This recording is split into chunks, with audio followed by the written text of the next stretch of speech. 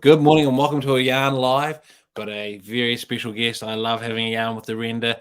As you might have read, she calls it as it is, and it's a very refreshing perspective to have a bit of a yarn with Dorenda Britten. So welcome to the show, and thank you very much for being on. Our session is going to be around neurodiversity, and specifically an area within that, which is dyslexia. So I'll put a bit of a shape around this that, historically, and probably still in some cases today, dyslexia is or was seen as a disability and can even be spoken about it as disability to this very day. However, it's not. It's neurodiversity. And with the various people that I know with dyslexia, like Kendra Ross and a range of others who openly speak about it, it's actually a really powerful difference, and I talk about it being an evolution of humans rather than a disability. So another way people talk about it as being a superpower, and unfortunately that's not quite the way that it's seen, or especially historically, and a lot of people that we're going to hear about from Dorenda out there, the 1 in 10 in the various situations. So that's going to be the focus of what we talk about. But before we get into that big story there, Dorenda, if I could ask you to introduce yourself for everybody, AFQY style, so we get a bit of a picture of you inside of work and outside of work. So over to you. Oh, thank you, Ryan. Well, I'm a pensioner. Thank you, everybody. We start with that because to do the work I'm doing has been difficult to fund. And you help pay my pension. So there we are. We're starting off with that. I've had a very blessed life. I was born into a family who definitely thought differently. Not every member of my family, but a strand in my family that didn't learn the way most people learned. And really, I've seen the pain. I've been witness to the pain of that. My late father was a city councillor. He couldn't read. And my mother did all his reading for him. An amazing act of generosity that she spent years reading all his documents out loud to him. So, and then I have a brother who was a well-known dyslexic. I see dyslexia as a superpower, and my work in design over the years has illuminated for me the fact that we need different thinkers. So my own journey has been a little bit interesting, and there's been a bit of a crooked path. I read a book in 1970 called The Dice Man. And some of you would have come across that book. It's a bit of a cult book now. It's an insane book. But anyway, the proposition was that life is getting complicated, so you may as well pick 6 themes and roll the dice. And I did. I definitely wanted to get out of Christchurch at the time. I knew I needed new experiences, and so I picked a country that I had heard spoken of only in sort of hushed tones, if you like, by some Christian members of my family, that the heathen place called Papua New Guinea was ripe for being mined for the church. And so I put Papua New Guinea on there on my list, and that's what came up. So I sold everything I had. Wasn't much. I was working at the time as a book illustrator in Auckland, and I'd been to art school in Christchurch. Walked away from that just before my exams. I've walked away from many things in my life. They haven't worked for me. And so tossed a coin on a map, or twisted a match on a map of Papua New Guinea, and it pointed to a place called Lae, and I went to Lae. I applied for a position in Lae. It was a closed country at that time, still colonial. But I lived there through the colonial handover, and had businesses in New Guinea, shipping businesses, And I saw, just briefly, I saw the effect of the 20th century as it was on pristine environments. And it set in train a whole lot of things that ideas that I'd started to think about, and in conversations I'd been influenced by various members of my family, and reading widely, and so that's I saw this, and I've talked about it a lot, and I don't want to bore people with it, but my first husband and I had cargo ships. We were carrying beer to outlying islands, green bottles, brown bottles, different breweries. And as we came through this narrow passage, this beautiful, shiny, azure blue sea with fish darting, literally, in this clunky old ship, rust bucket ship, we were delivering green bottles to port and brown bottles to starboard. And as we came closer, I saw the green broken glass on one shore and brown broken glass on the other shore. And I turned to my husband and said, "What the hell's going on?" And he said, "Well, haven't you made the connection? This is what we're carrying." And I said to him, so naively, I said, "Right, we're going to go back to the breweries and see if we can at least create a return trade, take the empties back." And he said, "They won't accept that, we'll lose our contracts." And quite frankly, being a bit belligerent, I did it, and we lost our contracts. So that to me was that moment when, and it was 40 years ago. It was over 40 years ago. And that moment when you understand that what we're doing no longer works. It no longer works. It's amazing to think that, I love the words. I think you said, you saw the 20th century appear before your eyes almost. Yeah. And the story of the the broken bottles on the beach, etc., and the willingness and wanting to recycle, because obviously it's a mess and a problem in range of wise, but trying to be sustainable, go back to the company and cause loss of your contract.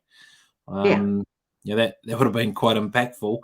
Not just in the obvious way of the loss of the contract and what do you do to earn a quid, but the realization that they don't care, but we need to. They don't care. They didn't want to know, because the Pacific was the sink for everyone else's junk.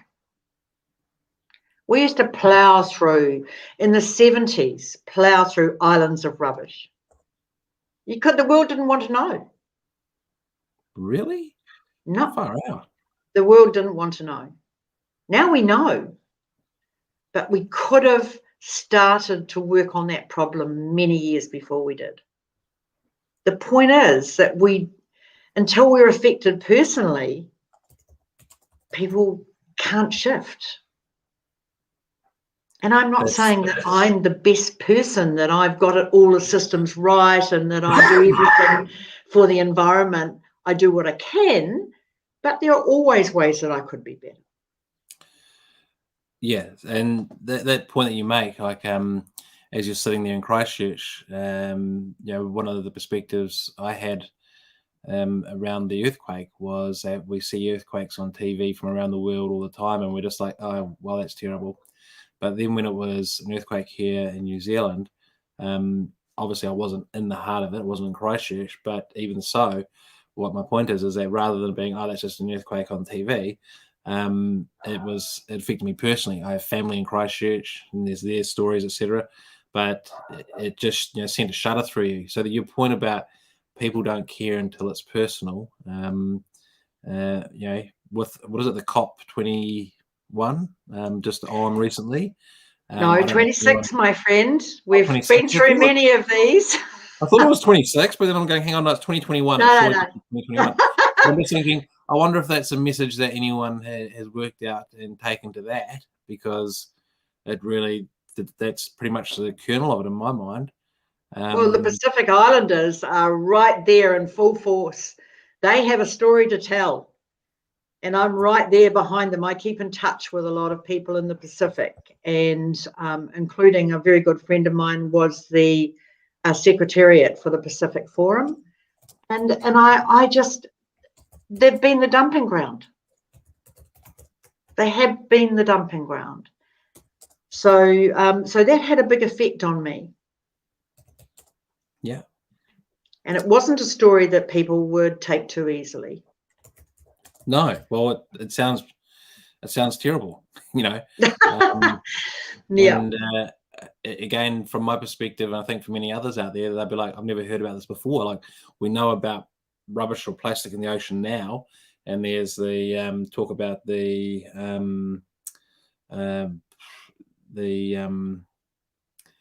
what is it, the island of rubbish the size of Texas, where we're floating in the Pacific. Yep. And it might not have been the size of Texas when I was ploughing through it, but it was certainly, there were certainly islands of rubbish. So that was, and so yeah, because that's the way the currents all go around the world. Absolutely, it all, absolutely. like collects there. Yeah. So yeah, so these things, and I'm open to seeing and viewing these kind of things as lessons on the way to honing your story, because it's been a very difficult story to hone. It's been unpopular, and but what I did is, a couple of years ago, it struck me that whilst everyone's doing design thinking, no one was thinking about how you put together a team, how you optimize a team so that you can actually look at the challenges we face in different ways. There's an old saying, you know, you can't solve problems with the same people that, no, I'm paraphrasing badly, with the same minds that created it. So we need different minds. Yeah. Actually, that smacked me between the eyes there a little bit. Because it's just slightly reframed from, there's that saying, which is, actually, if you actually Google what is the most dangerous saying in the world, it comes up with, we do it this way because we've always done it that way. And that's right. One way of framing it. But what you just did is flipped it another dimension, which was, how can we expect the people who got us into this problem to think our way out of it, or to think differently to get ourselves out of it? And that's exactly it. Like, you know, and if you think about go around circles. Let's do some stark examples. Trump as the president, and Greta Thunberg as the activist, who's quite prominent. I could pick a whole range of different names, but let's pick those two. Trump wants to keep making money, and he keeps pumping out the crap into the environment, and he'll keep. I think he even what is it? He resigned from the Paris Accord, the 20 countries. And so he's like, yep, money. And then you've got Greta and the other camp saying, whoa, we're not going to have a planet to enjoy spending that money in soon. And Trump's like, whatever, you don't even know what you're talking about. Yeah. So in between, we need action. Yeah. We need action. And there are a lot of people out there right now, and I feel for them, who feel that whatever they do won't make a difference. Yeah. I just say to everybody that I meet, yes, you can make a difference. It's important that we each play our part, whatever skills and talents you have, because collectively we can make change. Individually, well, there's people like me everywhere barking on about stuff, but collectively we can do stuff. And New Zealand has this most amazing opportunity. Yes. And just before we step into that, one of the things I wanted to add about the individuals versus collectives is, of course, there's the ads on the TV at the moment from Steinlager around the Muir Atoll, and the flotilla of boats that sailed up. I think this was in '96. Mm-hmm. But when they've restarted doing testing in the atoll, and the helicopters flying in, and they're speaking French. And they go, it's the New Zealanders, and at the same time the flag is going up with the nuclear symbol and the quit the Pacific message. So that ad is actually a brilliant message as to what we can achieve together, and work with individuals like yourself who, let's not say barking on, because that just puts a negative paint in everyone's mind, and won't listen to the Dorenda. But let's say people like yourself and others who are actually talking about what needs to be looked at and listened to, and then we now need the solution. So this is where we come into the neurodiversity and looking for different solutions from neurodiverse thinkers rather than the same old Donald Trump who got us in this problem. So let's hear a little bit more about this. So concentrating on putting a team together and asking the really critical questions is probably what I'm about. I talked to someone the other day that I haven't talked to for many years, and he and I were on a board together, and he sighed when I recalled the board because I was the one who interrupted every minute and said, why? And, why? But why are we doing it this way? And look, we don't have time. We just got to get on with it. We've just got to get on with it. But the thing is, if we don't ask why, how are we going to get to another place? How are we? I have the greatest, I'm very excited about the future of New Zealand. And I believe we have a place in the world is different from other countries. It's mapped out. We have the assets. We just don't realize it. We've been aping other countries for years. We have the assets right now to do things differently. We're called on to be kind. What's wrong with that? We're called on, there's wonderful people like Max, young author. Sorry, Max. Right. He called upon love. Why can't we bring love into our business thinking? Because if we're not creating businesses that are doing the very best for people and planet, what are we hoping to achieve in the end? And New Zealand can do that. We can do that. But it is a matter of putting together teams that really work and really question the status quo, and not in a negative way, but to ask the critical questions. So I'm happy to be the backroom person.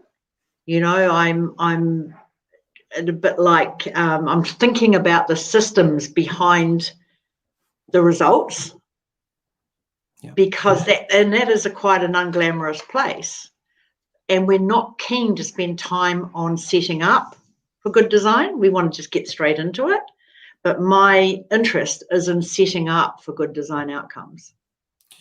So when you're talking about this at the moment, you're thinking about I'm sort of guessing a little bit here that you're talking about having some sort of say this is government-based organization or team that is specifically there to design for the future of New Zealand, taking into account, all of the things that need to be looked at, from sustainability, circular economy, all of those things. Is this sort of what you're talking about as a side part of the neurodiverse discussion? I'm not sure if I would go directly to government. I think it's in business interests, businesses' own interests to do this. And I think if we're not motivated, and we can't call on government to do everything. I've never known in my life a time when so much pressure has been put on our government to solve our problems. It's incredible. Who would be a politician at the moment? It's layer upon layer upon layer of things we're asking our politicians and our public servants to solve on our behalf. It's in our interest to do this. That's a really refreshing outlook, because there is almost this expectation like, well, hey, where's my house? Oh, where's this? Where's that? It is. And look, there'll be all sorts of people that'll be taking the different sides and throwing the labels on this discussion. But rather, and it's like you mentioned before, and look, I'm going to call it and say this is a second example of different thinking that we've seen in this discussion from you alone, where reframing a problem in a different way. So you're talking about it from we're putting such a load on the government, whereas most people are talking about why is the government not doing it right? Why they're not doing it better. So it's a really refreshing perspective of, hey, actually, we could be doing this. This could be business led. And I guess a good example at the moment that's out there is one that we've been talking about. It is the MIQ and the what is it? The 151 subs on the bench that are I think just coming back in. So yesterday, Ian Taylor's article about starting his 10 days of self-isolation has started. And I think when he originally started talking about this idea, he was talking about 5 days of self-isolation. But I think the 10 days is probably required for the different stages of potential COVID and making sure you don't have it and the number of tests that are required. So, yeah, it'd be interesting to see how successful this is. Because, of course, I think it's going to be mapped out at Christmas time for the return of 20,000 Kiwis. We have a huge issue, and we've got right now on the table, like I'm married to a GP, and right now they've got COVID in front of them, and they're very active in the COVID space, this practice that he works for, and have been leaders in that space in Canterbury. But now we've got the end of life bill that's been activated this week. It's huge for GPs. So you imagine they're just staring at all of this stuff and trying to work it out. And then you multiply that by dozens of times, and you've got a government that must be struggling to keep all of these balls in the air. I just find personal responsibility is a big thing of mine. And I think a few years ago, there was a story that circulated about Aucklanders, I'm going to say this, about Aucklanders complaining that their berms weren't being mowed by the council. Do you remember that? I do. Yeah. And so what's wrong with mowing your own berm, for goodness sake? And okay, you don't have a lawnmower, get together as a street. Yeah. Take control. This is nuts. And we don't want to pay the taxes. We don't want to pay extra taxes. But we want all this stuff done. So this will make you laugh. I live on a long driveway with 4 other houses, and one house has the most cars using the driveway the most has still not lifted a finger to mow the private land or the lawn up the side. Through all encouragement and offer of teamwork and all the sort of it. These lovely Kiwis. Typical Westies, just absolutely blank the idea. But it's just who they are, right? They also. But the others down the driveway will compensate, and so we all do because of course. So I walk up the street to take the dog up to the park, and you go mowed, not mowed, mowed, not mowed, mowed, not mowed, and you can also see that there's renting, not renting, renting, not renting, but also different. There's also different cultures appear as well. So that's outside my fence. It's not my problem. Yeah, that's right. That's right. Yes, it's quite interesting. But the one thing I keep thinking about, right, is that half the ones that do mow just leave shit everywhere, and the mowed grass and everything gets into the gutter, turns into dirt, then plants grow, and now all of our gutters are all getting broken up. So my question is, what costs more, the council mowing the berms properly, or the council having to redo the guttering because it gets broken up by roots and plants and stuff? Well, there we are. So there's your counter argument. But I put that up there as an example of our being needy, our being so needy and passing responsibility to other people. Yeah, all the time. And so it's like, come on. It has crept in. I think it has crept in. And I think with each generation, the generation changes, right? So if I think about it, if I look at my dad was literally born in a tent and grew up in the tent for the first 5 years of his life. And granddad was a I don't know, hunter and built the roads into Queenstown. So Dad literally ate what they caught or grew or whatnot. And when I was growing up and I wanted to go tramping and hunting and that and fishing, he's like, nah, not interested in it. If you want to do it, you go do it, but I'm not doing it. Yeah, exactly. It had the experience. So not so much about my dad's thing, but you go from granddad's generation to dad's generation to my generation to say the kids, not that I have kids, but the next kids, who are all sitting in the house on their iPhone right now. None of them are getting out and growing vegetables. None of them are getting out and doing a bunch of things that we used to do, because there's been a whole range of conveniences created around us.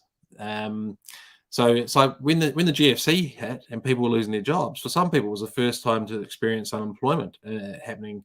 Whereas as a young kid, I remember watching it on the news. So we, what is the one they're talking about now? It's just escaped off my head, but it's quite a big thing where young kids have never grown up and experienced this, and it's sort of coming back. Oh, what was it? But it will come back. But yeah, the personal responsibility and the expectation. So if you think about it, the personal responsibility has gone down, and the expectation on the government, like where is it, has gone up. But I believe so. I mean, there's some things that governments have to do. We can't do individually, but cut them a bit of slack, for goodness sake. There's never been a time when so much has been on the table. So, hey, we're having a really good discussion and loving it. But I want to bring us back to neurodiversity and talk about the 1 in 10 people who have dyslexia, and going back, say from your age group, pensioner but still working, through to today. And all the very, basically there's a whole range of people that are out in the workforce that are potentially unemployed or underemployed, a term I hadn't heard until you mentioned it, because of their experience being dyslexic and having difficulties with reading and writing, but the amazing goodness that they could offer if they were handled given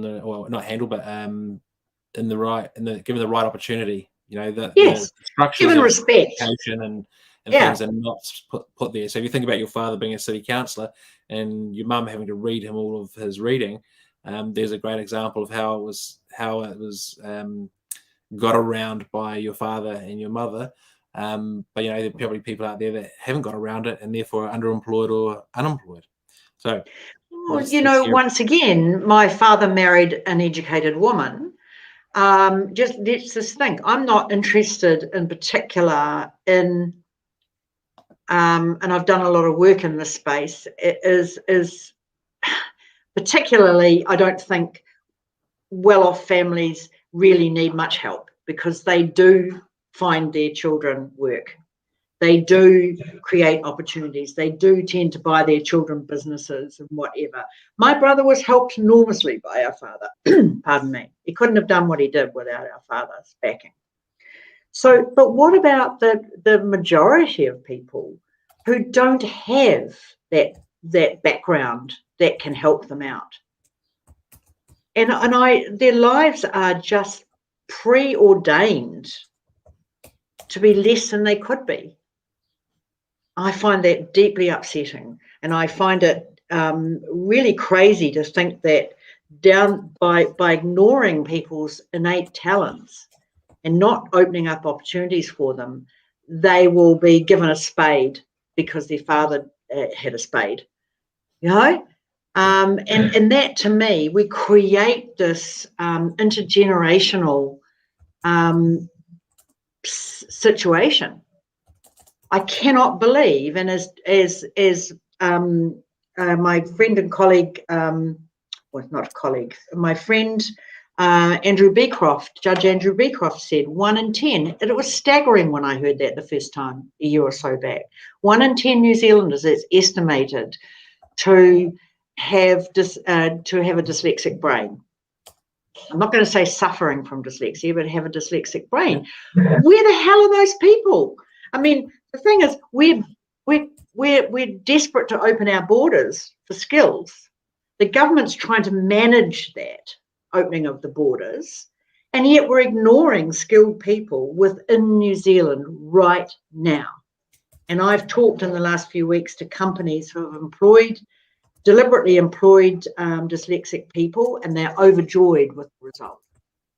Absolutely. That's not discounting the input from the non-dyslexic people, because we need them too. In my design process, we pay equal respect to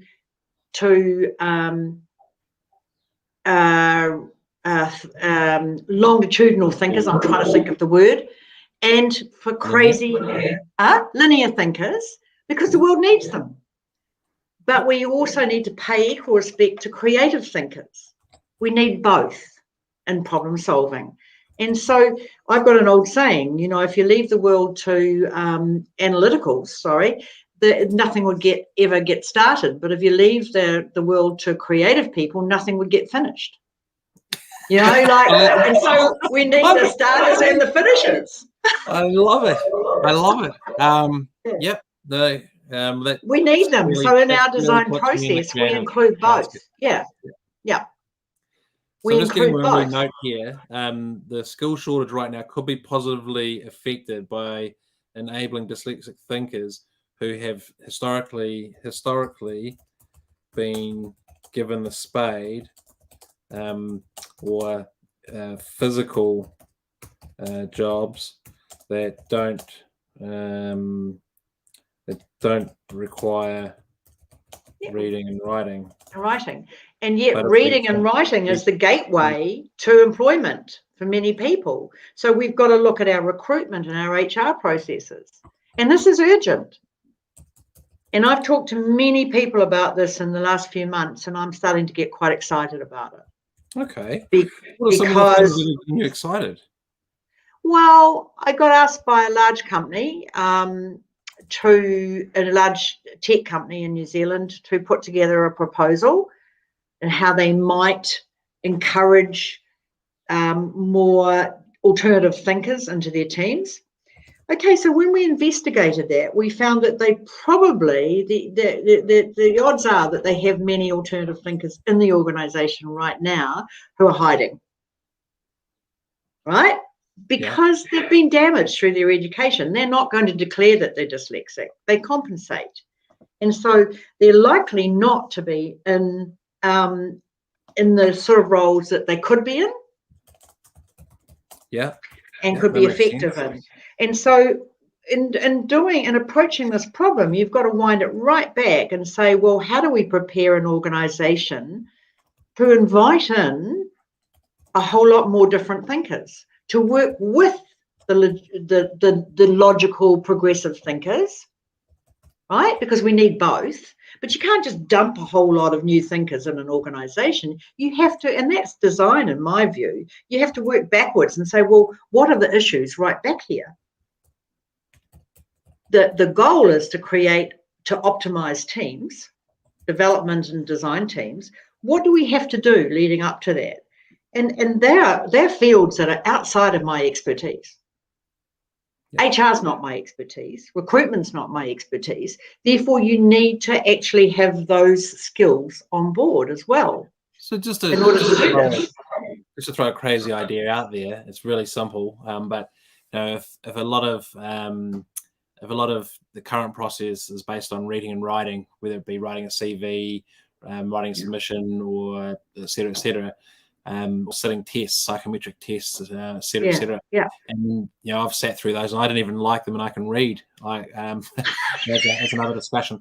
But changing the reading to pictures, still using a computer, still using a screen, but using pictures, cartoons, or some sort of way of visually asking the question rather than having to read it. Potentially there's you're an artist. I heard that's what you sort of early days were doing, but I just think at least this may not be the answer, or at least it's a suggestion that might be the catalyst to the answer.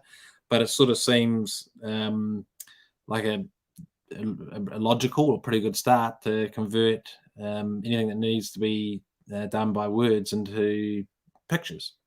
as a way of and just a conversation, but it requires the interviewer to have a different perspective.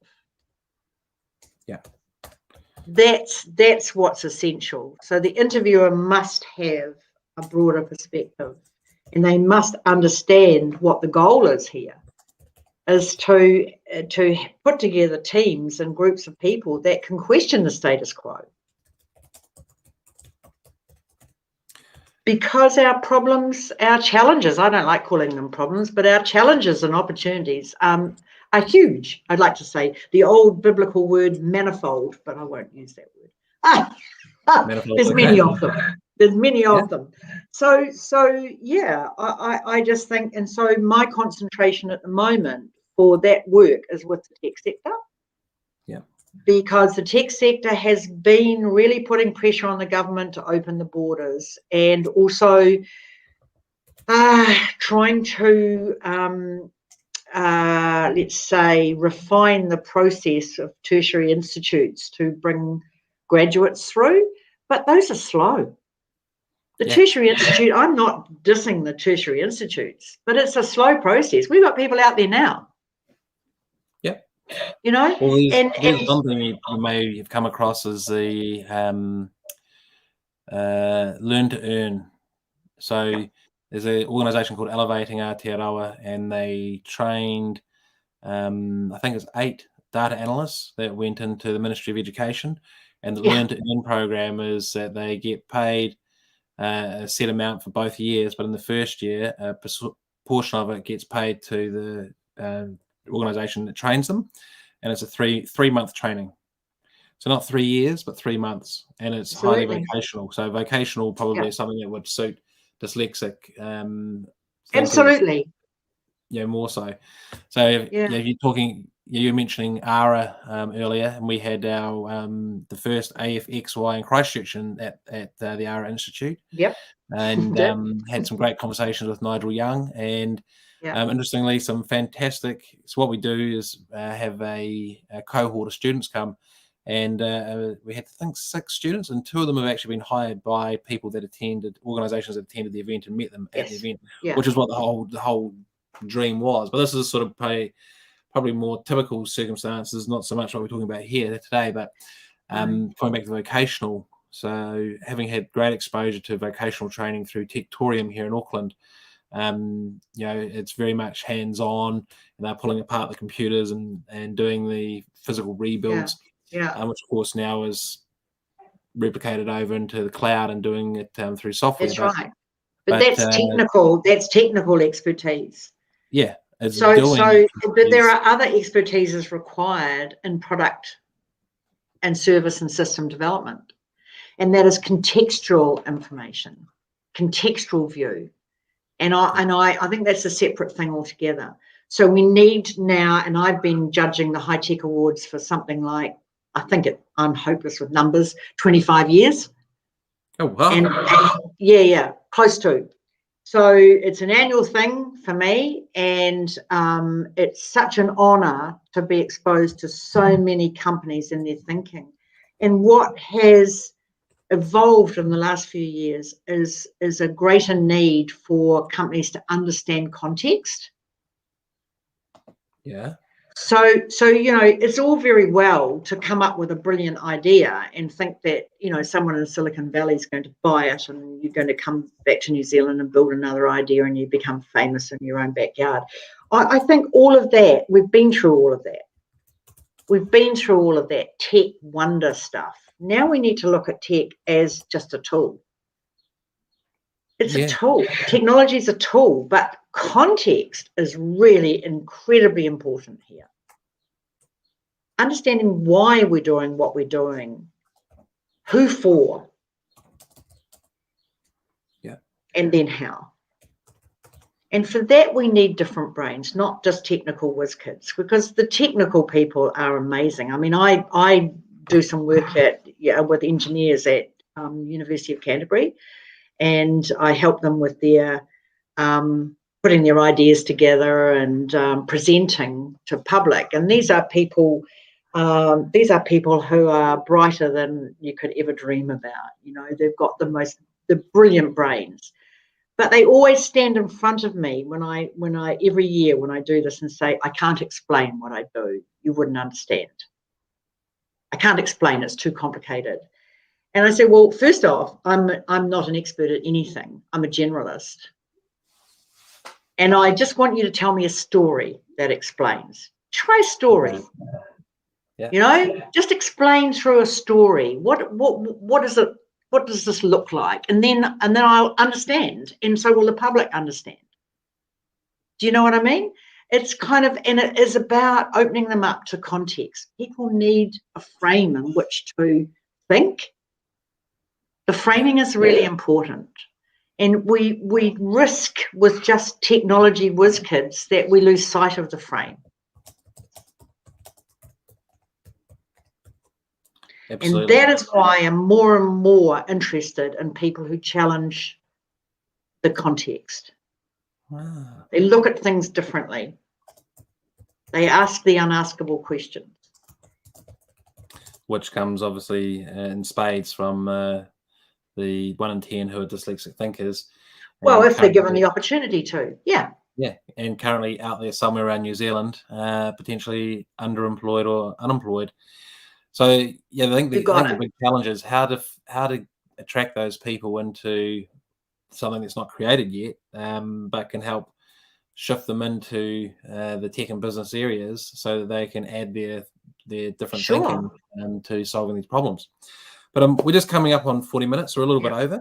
That's okay. But I just thought I would take a moment to summarize what we've been talking about and invite you to have a thought about your closing remarks. So the discussion has been around neurodiversity and specifically dyslexic thinking. We've heard stories around Dorenda's family, her father being dyslexic and having her mother read all of the city council papers to him, and her brother being dyslexic. So some exposure to that as an upbringing and seeing how things are done differently as opposed to in a household where what we just described didn't need to happen or didn't happen. And the experience of going through the Pacific in the 70s, Papua New Guinea, the lack of sustainability because it wasn't affecting someone personally.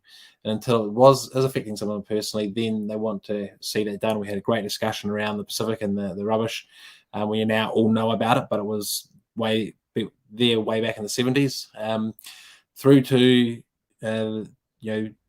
looking at where we are currently with New Zealand and the skill shortage, and how there's a large team of people, 1 in 10 dyslexic people who historically have been told that have disability and not enabled because they were, I guess it's a way of framing things, looked down upon or put down upon because of a disability versus being uplifted and welcomed because it's a superpower.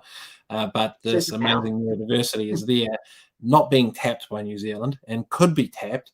And that's the next step of this discussion, is to see how can New Zealand, and not putting it all on the government, talked about how so much is on the government, but what are businesses doing? And you've been speaking to a couple of large tech companies about how to attract these dyslexic thinkers.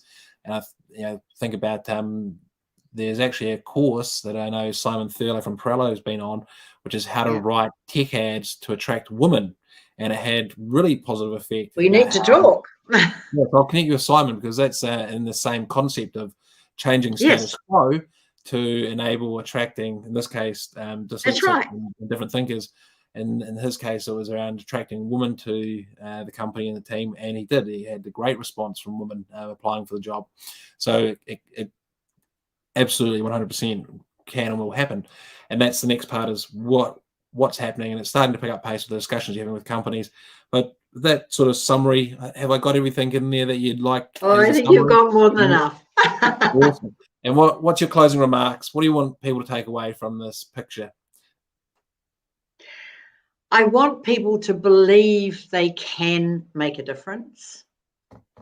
I want people to understand that we have more skills in New Zealand than we think we've got, and that we need to design our future. I don't mean, somebody once called me a Nazi maybe wrongly, for wanting to control everything. And I said, well, actually, I don't.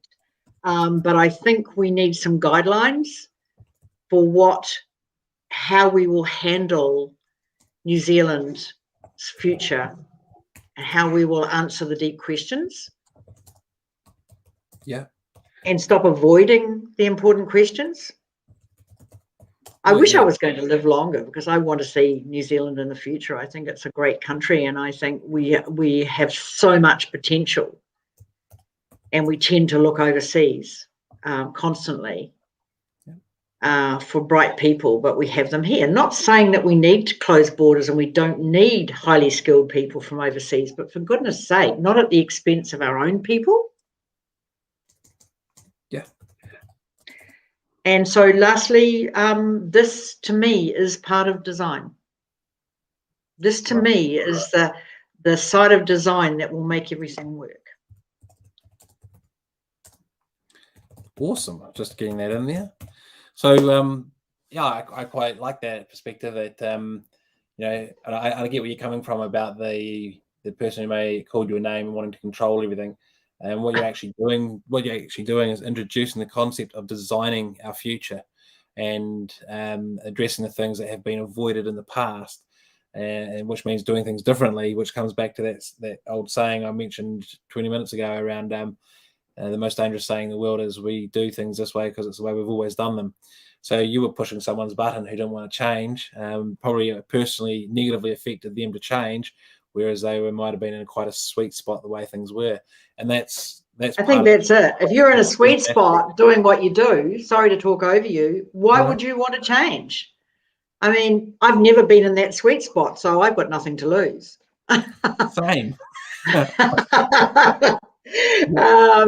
Maybe that's why I love yarning with you so much. Because yeah, it's true. When you if it's not broke, don't fix it. So if you're in the sweet spot and you don't want it changed, and then someone comes along and says, let's change it for those people over there, you're like, well, very difficult, and I can Yeah, appreciate how difficult that is. Yeah, but it's not design has it's to not going to be comfortable in our future if we keep thinking like that.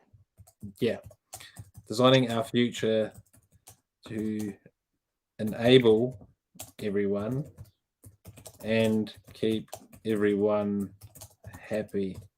Oh, and employed and happy and valued. Perfect. There we go. Well, that's a beautiful place to leave it for today, Dorenda. Thank you. Thank you so much for your time. Really appreciate it, and it's been enlightening. I think there's a lot more. I think if we consider this the first iteration of the discussion, I'm now going to take this away and mull on it. I think we need to do another version with the idea more developed and the discussion more focused.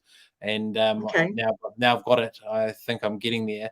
And of course, in that time, couple of weeks, couple of months, you'll be having more discussions, more things will be happening, the pace will be picking up, so there'll be more to talk about the next one. Absolutely. But yeah, really important. And I Wonderful. think that, some cages are rattled and people start open to the idea of the potential of what can be achieved if we just start, giving it a go. Yeah. Okay. Alrighty. Well, we'll say ka kite anō to everyone out there. Thank you very much for your time. Thanks for joining in, and we'll see you on Yarn Live soon. Thank you very much. Thank you.